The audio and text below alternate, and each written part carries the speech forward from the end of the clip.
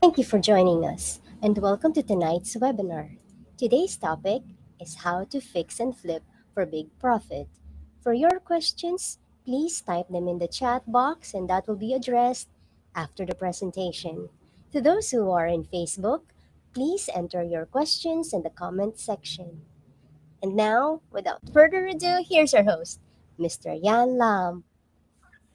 All right. Thank you so much for the kind introduction, Connie. And tonight we have a very special event and special topic. One of my most favorite topics, and this is how I got started in real estate investing, was to fix and flip. For those who don't know me, my name is Nhan Lam. I'm the founder of Fortune Homes. I started off real estate investing part time while still working my full time government contracting job. And within 2.5 years of doing real estate part time, was able to replace my full time job and been a stay at home parent and full time entrepreneur ever since then. So I'm really excited about this topic because we have a handful of success stories and panelists and experts that we'll go through later. Not only have we been successful ourselves, but we taught other people to follow our exact system to have the same success as well. So very excited about that. Well, let's go through real quick exactly what fix and flip really is. All right. And most people have seen this on HGTV. If you're waiting for a dentist appointment or a doctor's appointment, I'm sure you've seen these on TVs in the waiting room. But I tell you guys, HGTV, they create shows not for educational purposes, but instead for entertainment purposes. And they make money through ratings and through sponsorships and commercials. So they got to have drama and different things in there to make people want to watch more of it. Okay. But from an education standpoint, there's very little value. And we're going to go through the full education of how you can do a real fix and flip for yourself with real success story, with real deals, real numbers, and real life examples. Okay. So, first, what is a good fix and flip? Well, the best way to get a good deal at a discount is to buy what we call a problem property, all right, or a distressed residential home, something that has a lot of physical defects or in disrepair, or maybe the seller has a lot of situation going on to where they need cash quickly, something that causes motivation for them to want to sell to you at a discount. So these could be the fact that the seller has neglected to maintain the property. It looks horrible. They need cash quickly. Maybe they're in pre-foreclosure. They have equity in the house, but perhaps they're behind their mortgage because they lost their job or some other unforeseen circumstances, and they want to sell the house so that way they don't lose the rest of their equity. Or maybe the tenant is living in there. They have a bad tenant and it's not paying rent, and they have wrecked the house. Or maybe there's a bad landlord. Okay, so the tenant's good, but the landlord's a slumlord, and they're not maintaining the property the same way the way they're supposed to. Maybe it's a probate property where they inherited it. People go through a divorce. Had to relocate for a job, or maybe they own the house, they inherited it or whatnot, and they're not local. They don't want to have to fly or drive back to the property to maintain it or do things. They want to get rid of it and move on to the next thing. Okay. So, once you find that deal and you negotiate a good discount, what you want to go ahead and do is fix it to today's standard. So most houses built in the 1940s, they only have one bathroom. So today's standard is that you got to have at least two bathrooms. And I'm sorry, the owner itself has to have a master bathroom. So if there's room for that, great. You can add the bathroom. We can relocate some dead space to accommodate for that new bathroom, and then maybe a new bedroom in the basement with an egress window. So you renovate it, all right, and then you go on and sell it for a big profit. So that's what a good fix and flip is. Okay. So by the way, Connie mentioned earlier, for those just joining in, we have a panel of experts coming on later on. Each one came on with different experiences on how they started, and they'll be answering questions to you. So it'll be very interactive.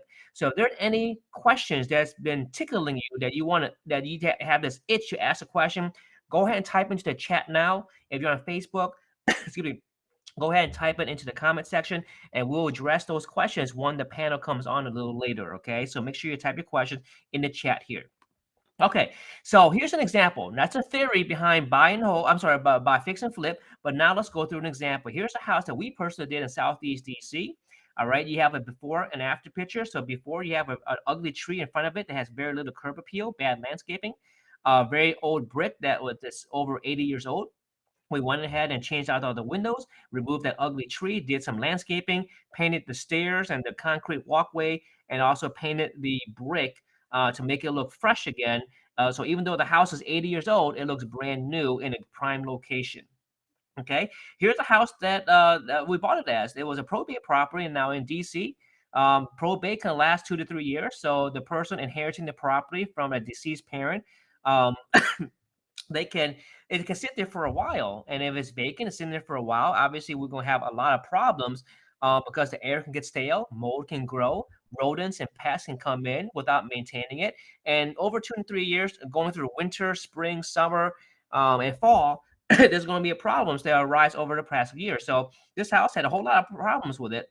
There's a whole lot of junk in there as well. But as you can see, once we cleared out the junk, we found out there's hardwood underneath the carpet. We refinished the hardwood, made an open concept floor plan for the kitchen. So there was a wall there which we removed that was not load bearing, and they have a very nice open concept kitchen now to sell good value. So the kitchen looks like this before, and the kitchen looks like that afterwards. Okay, changing out new cabinets, new appliances, and then having more space for an island on the other side and some counter space. Likewise with the bathroom, a very old bathroom.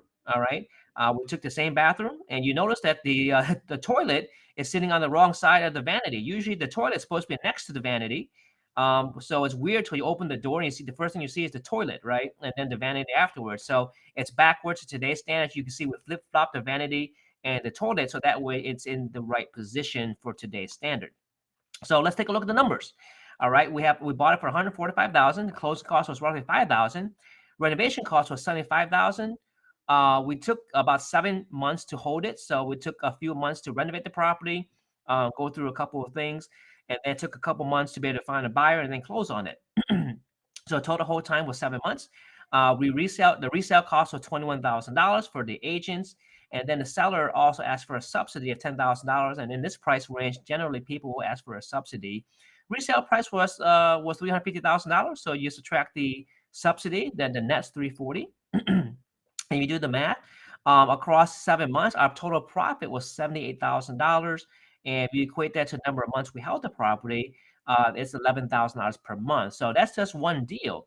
Now imagine you had a couple of deals of these going on at the same time. You can make multiples of those as you expand your team and expand your capital raising abilities to be able to manage multiple projects. I myself, in the busy part of when I was part time, still working my full-time job. Even part-time, I was still able to manage 3 projects simultaneously that were close by. They weren't too far away. They were in Northern Virginia, but there were 3 projects nearby. They were able to manage very effectively, even though I was part-time and working still a full-time job. But after those 3 deals, shortly thereafter, I went ahead and retired from my full-time job and did this, started doing this full-time. Okay, so now we're very excited about going through our panel right now. So as the panelists come on, and you can turn on your cameras and your microphones now. Our first gentleman is from Suffolk, Virginia, Mr. Daryl Jordan. Our next individual from Fairfax, Virginia, is Mike Middleton. And our next gentleman, Mr. Kurt Morton, is from Loudoun County, Virginia. So we have the 3 of you guys here.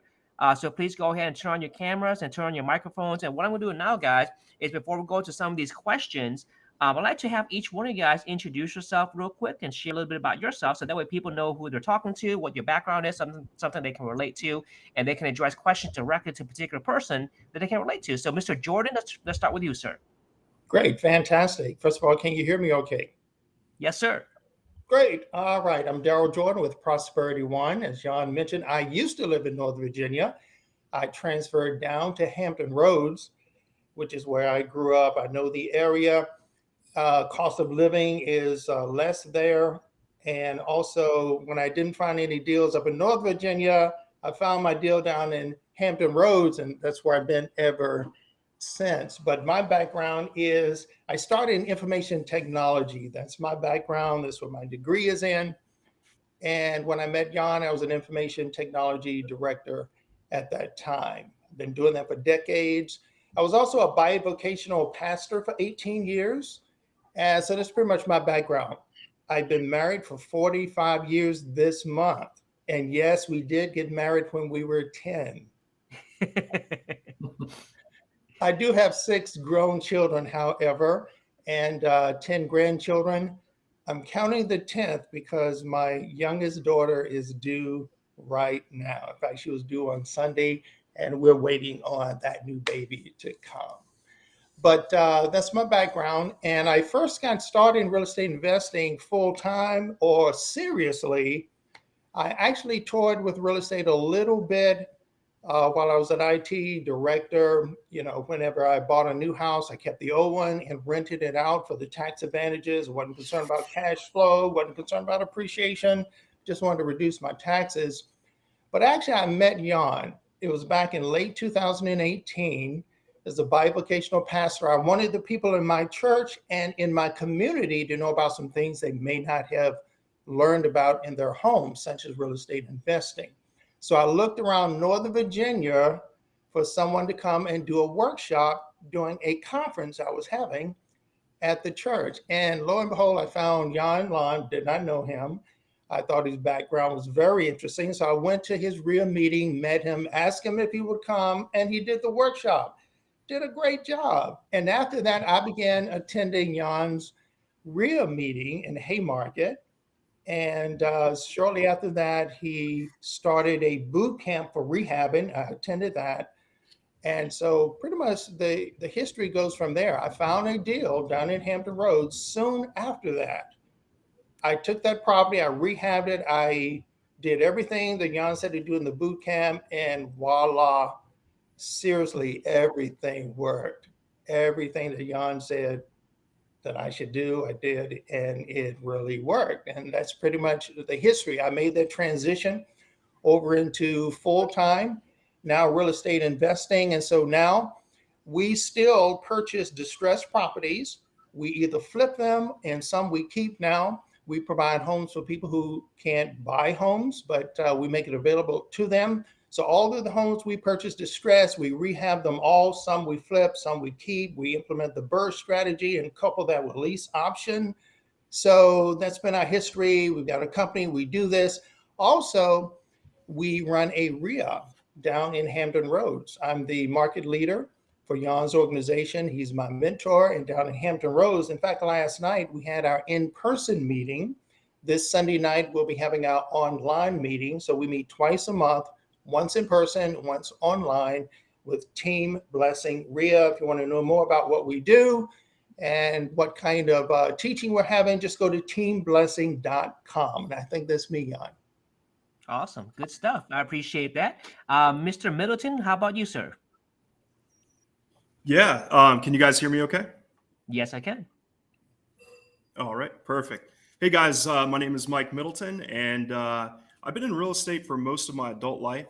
From 2003 to 2008, I was a loan officer in that pre-recession era.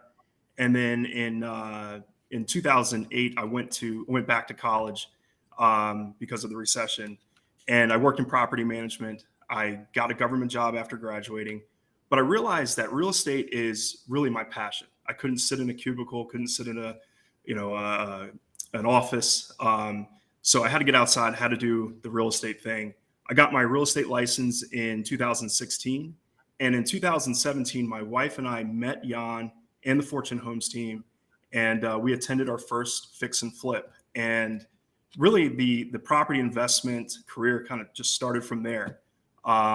I've done a number of fix and flips. Currently, I'm building a real rental portfolio, and I've done what some may consider a life-changing wholesale deal.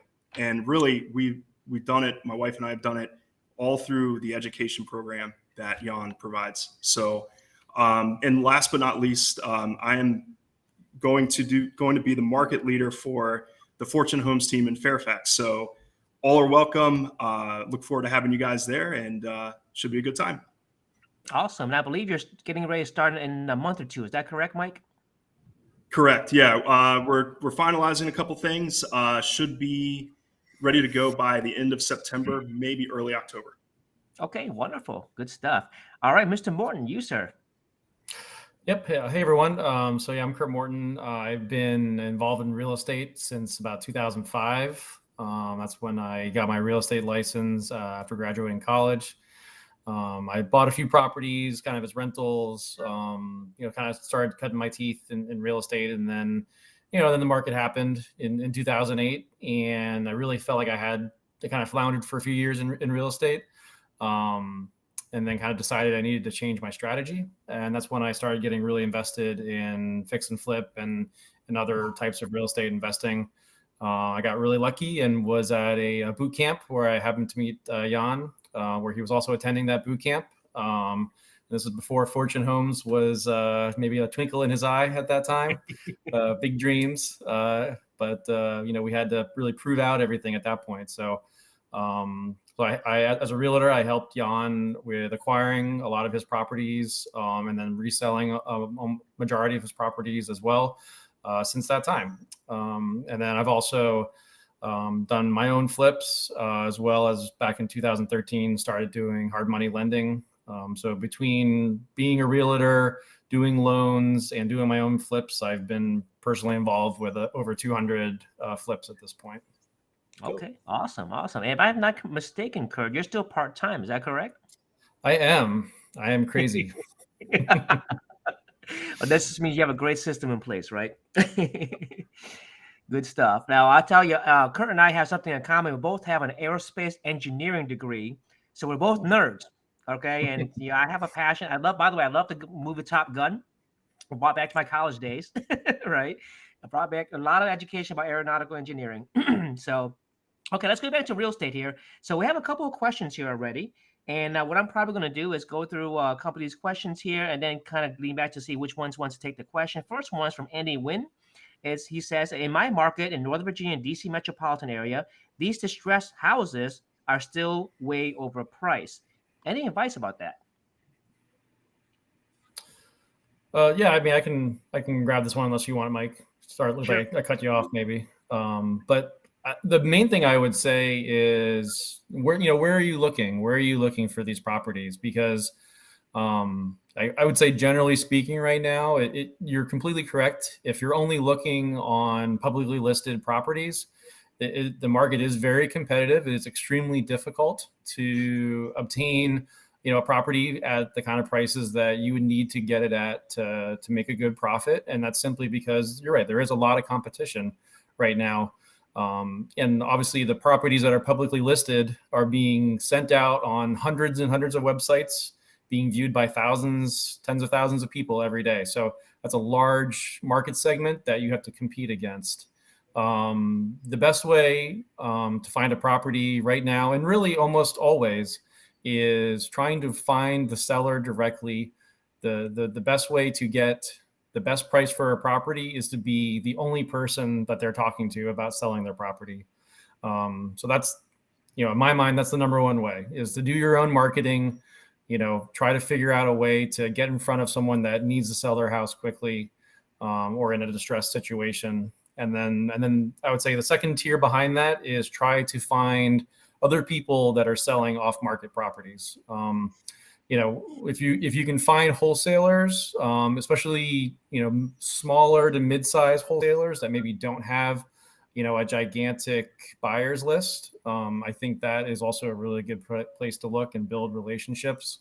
Again, some of the larger wholesalers, again, those properties are being sent out to thousands of investors when they find them. So you're competing against a large number of people. But I still have a pretty good network of small, people that maybe do 1-2 wholesales a year, and they don't have a big buyers list. They maybe have 3 or 4 people. And in that kind of a scenario, you can still get the kind of pricing that you need, and everyone can walk away happy.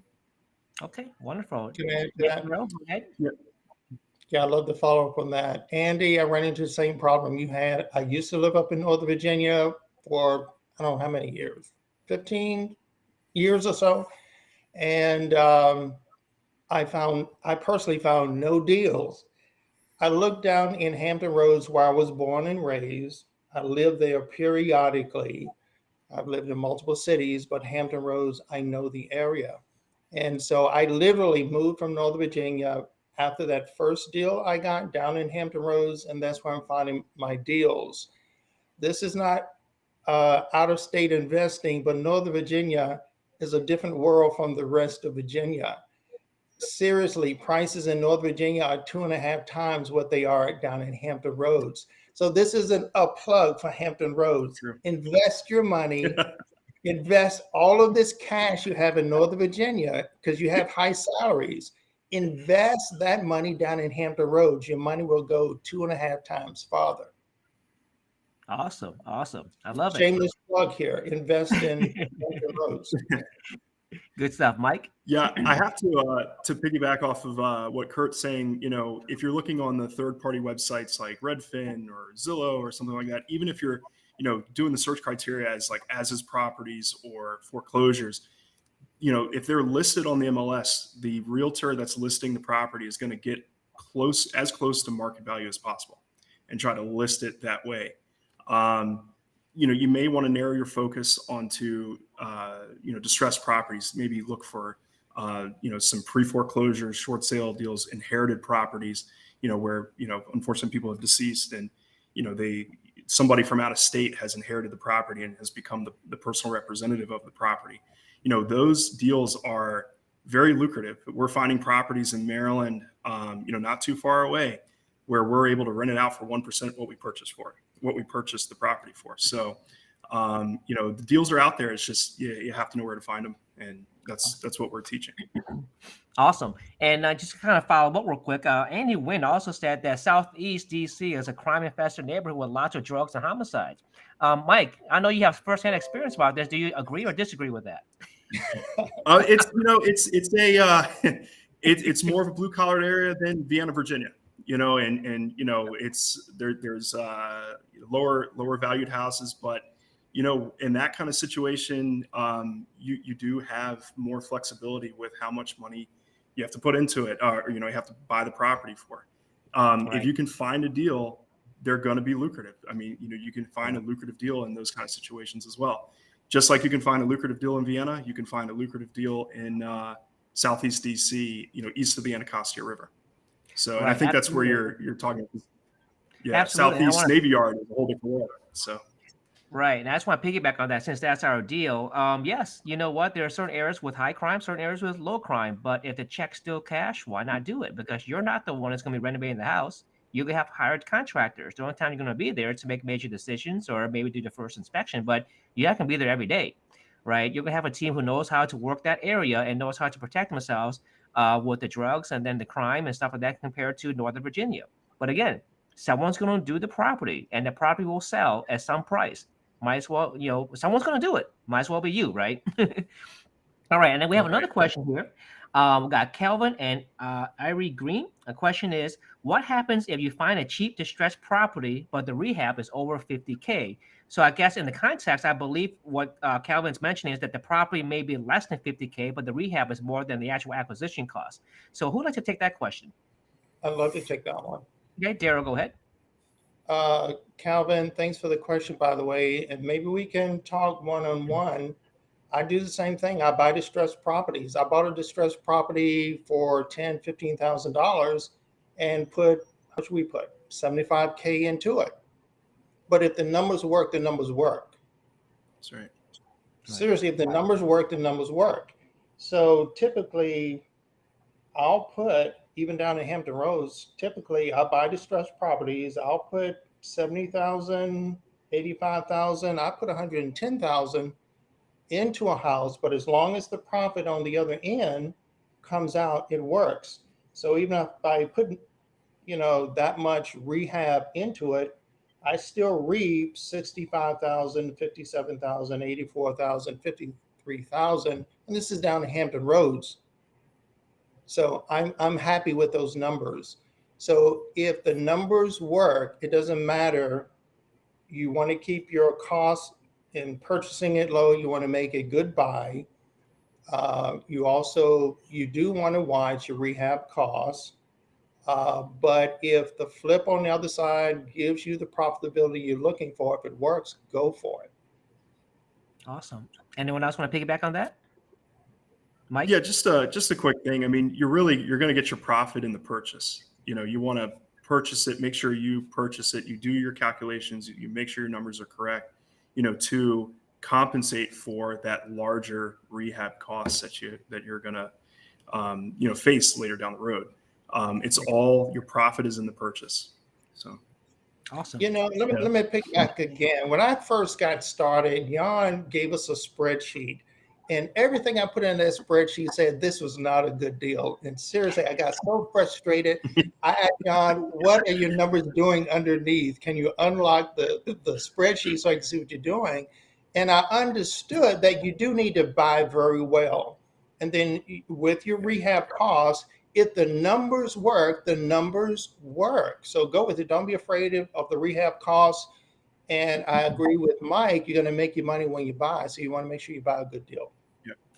Awesome. And I think the only other thing I would add is, for your first deal, I would not recommend getting into something that has a massive amount of scope. I think that's, we're talking those kinds of numbers, like buying for 15, Daryl's been doing this, for a while. Like he kind of knows what to look for, but, sometimes if a property is listed really, really low, there might be some serious problems with that property that, you may not want to get involved with. So just one recommendation is, you don't want to pick up your first property and have that be one that maybe has structural problems or things that, are going to be very complex, where you could end up putting a lot of money into it that you don't want to. So, that is one thing. Like as a lender, I do look at, the purchase price versus the amount that's being put into the property, because that generally means there could be potentially more risk. So, as a newer person, you may want to, make sure that you fully are comfortable with the scope you're going to have to do on that property. But when you get more experience, then you can start taking the right appropriate amount of risk and make a lot of money, like Daryl's talking about. Yeah. I agree. You learn in this business as you grow. The first one, I definitely wouldn't take, a huge rehab project for the first one, but you're going to learn. As you go along, you're going to learn from each project, and you'll be willing to take on you understand what the risk is. You have good contractors that know what they're doing. And so that takes away a lot of the risk as you go along. So I agree with the other panelists here. Start with something simpler.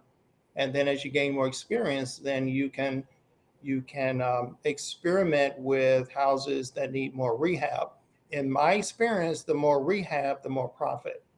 So I'm not afraid of houses that need a lot of rehab because I know this is where I'm going to make more money. Right. Absolutely. And the other end too is that even though the project, whether it be a big project or a small project, it comes down to your negotiation skills. You negotiate a great deal, you make a great money regardless, right? So I believe Calvin here has a follow-up question here. He's asked, if you put higher quality products in the rehab, can the selling price be higher? Who'd like to take that? Sure, yeah, I could take that. So certainly, the nicer you make a property, the more likely you're going to get a higher price for it. I think that's kind of a very intuitive thought. I think what you need to be careful of is to not over improve.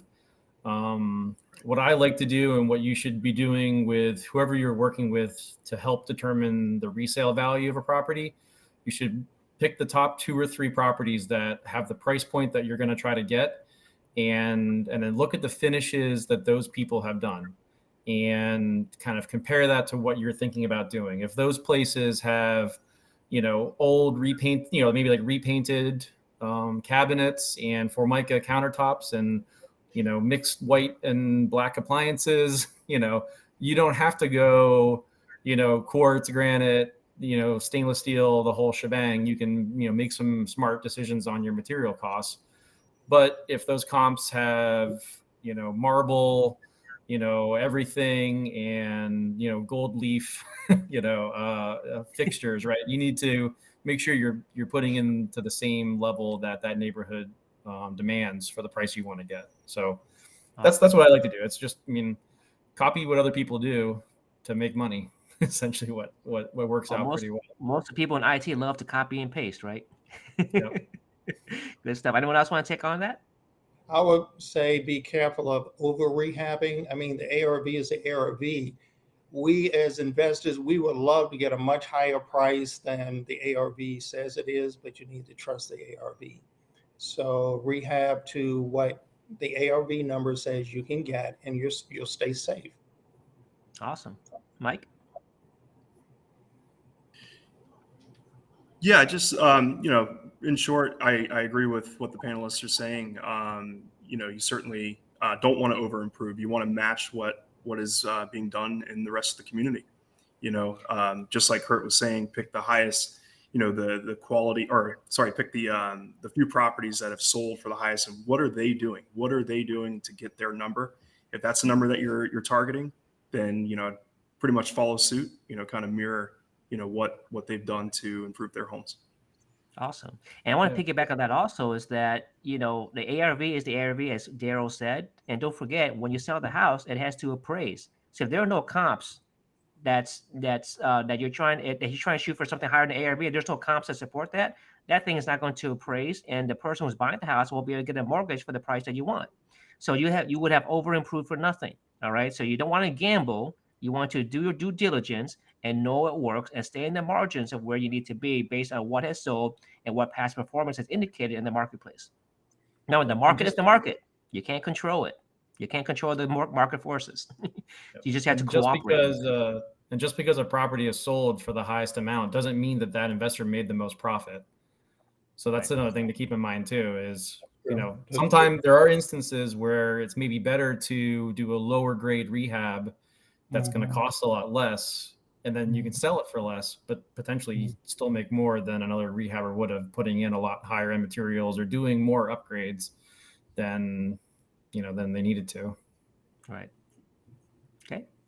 Daryl, you had a comment as well? No, I'm just looking at the comments down here. Hampton Roads means Norfolk, Virginia Beach, Chesapeake, that area. So when I say Oh, Hampton Roads, I'm thinking about the Virginia Beach area. And yes, teamblessing.com is the website we're using, where you can go to Meetup and register for the meetup that we're doing this Sunday. yes. And that's from Sandy Warren. So, Sandy, thank you for verifying that. Hopefully, you'll get a chance to meet Daryl there and get to know him one-on-one with his group there. Another follow-up question from Calvin I have here is that he asked about the stretch property 50K rehab, because for a hard money loan, 50K is considered new construction, right? And that's his question. Is 50K renovation considered new construction? Anyone want to take on that? Maybe the hard money lender? Sure. Well, no. So yeah, I would definitely say 50K is not necessarily considered new construction. I don't think you could build a house for 50K right now with material costs where they are. But I think it's very common to build in a renovation draw budget of anywhere from $50,000 to $100,000, especially in the DC area. That's I think the average is probably in the 70 to 80,000 range for most properties in this area. So yeah, I think having a $50,000 renovation budget is not abnormal, depending on your purchase price. And kind of like as Daryl was talking to, even if it's a much lower purchase value, a lot of times these kinds of rehabs, you still need to spend that kind of money because there's just so much of the property that needs to get redone. So it can get to be pretty high. All right, awesome. Okay, and then it looks like Calvin has a follow-up question for Daryl. What would be considered new construction over 100K? Well, I don't do new construction yet, Calvin, so I don't know if I can add value there. I typically take a distressed property, rehab it, and either flip or burr it. Okay. Okay. And Yeah, I about mean, new every construction, new construction by definition is when you're doing a completely new foundation, everything's gutted. You tear down the old thing, rip everything out, and do something brand new. So even if you're doing an addition where you're keeping the existing foundation, that's not considered a new construction. It's considered building a bump up, bump out, pop top, or some kind of addition where the age of the property, the year built, is still the same as what it was before because the foundation is still there. So new construction resets the year built. So if you build a brand new house in open land in 2022, on your tax works, it will say year built 2022. But the existing foundation is there. It will have the original year built there based on that there. So, and then with regards to new construction, we personally, we've done condo conversions, but we have never done a brand new construction.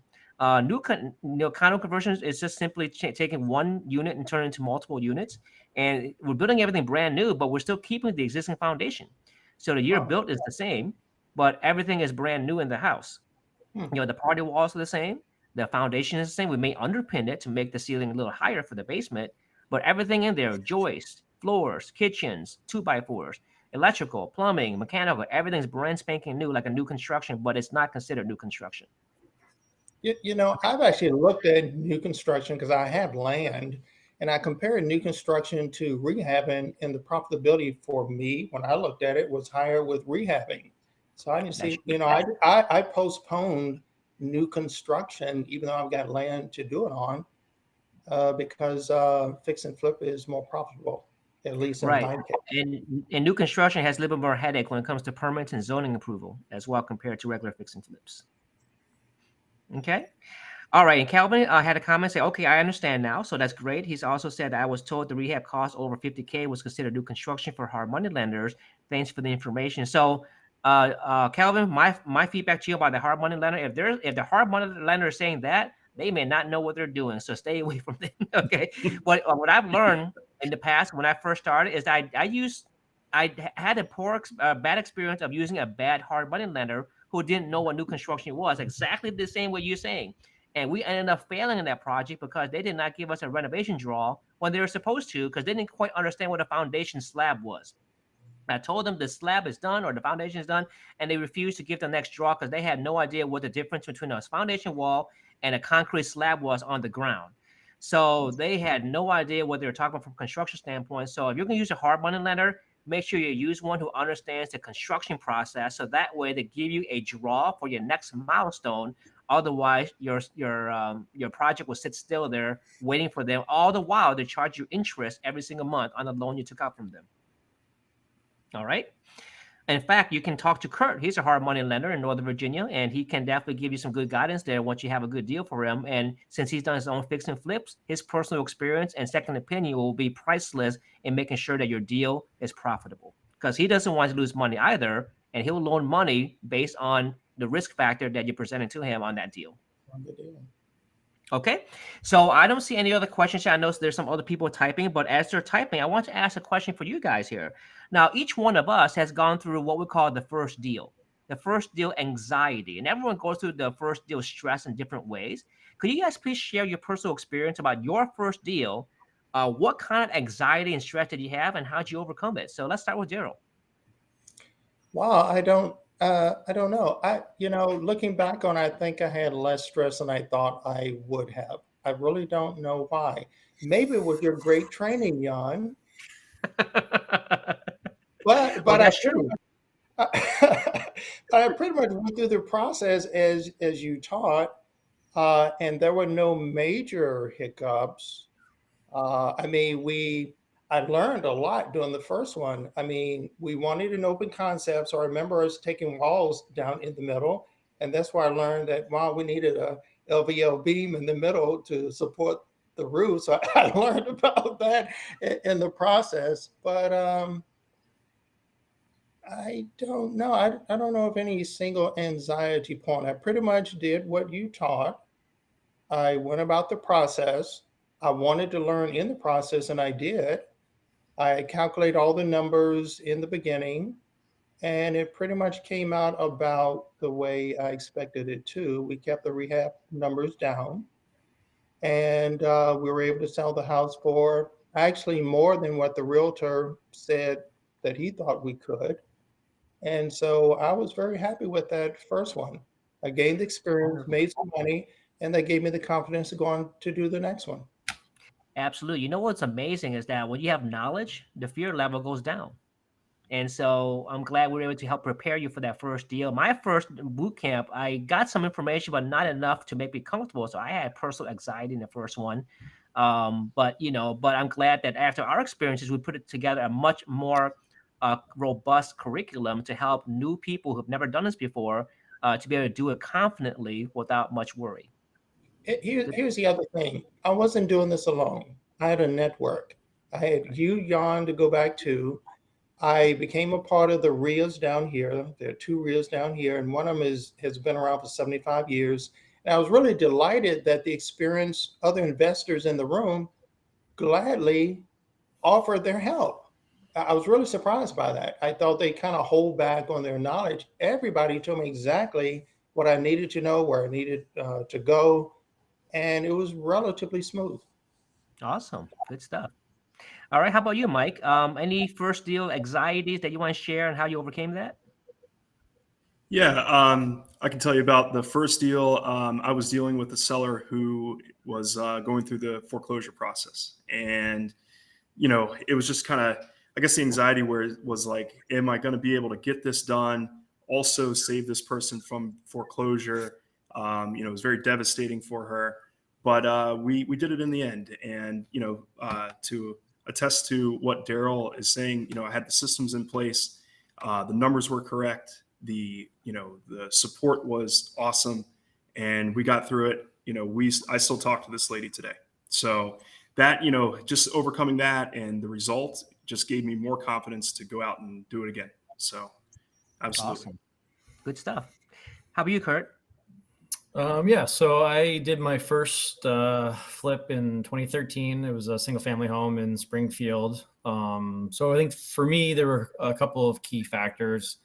One was, I had been involved with real estate for, quite a while, and was lucky enough to have met Nhan and kind of worked with him, helping him through some of his projects. So that would be something I would recommend to everybody is, find a mentor, find someone that, you can maybe shadow or somehow help them with their project in a low risk situation where you can learn. So maybe find someone else that's doing flips and ask them, hey, can I be the person that goes and checks on your property every week and takes pictures for you? And then we can talk about what you're doing and why. And so bring value to that investor, something that you can help them do and that anyone can do, right? You don't have to be an experienced person to help another investor be successful. So I think doing things like that to build confidence is really important. And then using your network, the network of people that to get recommendations. So I think a huge factor for me was I had used a contractor that came highly recommended to me. I had seen him perform on multiple other projects for other investors. So that gave me a lot of confidence that, trusting the quotes that I got from him and the work that he was going to do, I think really led to being successful.